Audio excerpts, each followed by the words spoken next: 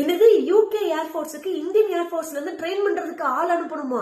ஒரு காலத்துல அடிமையா இருந்ததுல இருந்து இன்னைக்கு இந்தியால இருந்து எங்களுக்கு ட்ரெயின் பண்றதுக்கு ஆள் அனுப்புங்கன்னு சொல்ற அளவுக்கு இந்தியா வளர்ந்திருக்கோம் அப்படின்னா நாமளுடைய ராணுவம் எந்த மாதிரி இருக்குன்னு யோசிச்சு பாருங்க.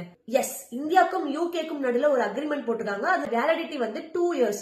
இந்த அக்ரிமெண்ட்ல என்ன இருக்குன்னா, இந்தியன் ஏர்போர்ஸ்ல இருந்து 3 குவாலிட்டி பிளைட் இன்ஸ்ட்ரக்டரை வந்து ராயல் ஏர்போர்ஸ் அதாவது யூகேக்கு அனுப்புங்க டு ட்ரெயின் பிரிட்டிஷ் பைலட். இது மூலியமா 2 கண்ட்ரியும் டெவலப் ஆகலாம். அதே மாதிரி இது நம்ம 2 பேத்துக்குள்ள ஒரு நல்ல ரிலேஷன்ஷிப்பை வந்து பில்ட் பண்ணும் அப்படின்ற மாதிரி சொல்லிருக்காங்க.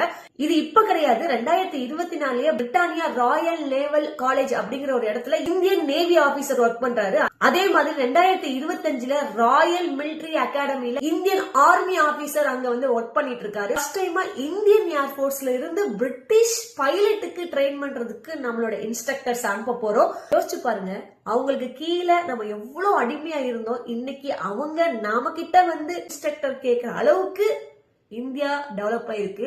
நம்ம நாட்டுக்குள்ள எவ்வளவு ஊழல் இந்த மாதிரி கொள்ளை அடிக்கிறாங்கன்ற விஷயம் இருந்தாலும் அஸ் அ கண்ட்ரியா எக்கனாமிக்கலாவும் சரி, பொலிட்டிக்கல் ரீதியாவும் சரி, ஜியோகிராபிக்கல் ரீதியாவும் சரி, டெக்னாலஜி ரீதியாவும் சரி, நம்ம வந்து வளர்ந்துகிட்டே தான் இருக்கோம். அதுக்கு நாம ரொம்ப ப்ரௌடா இருக்கணும்.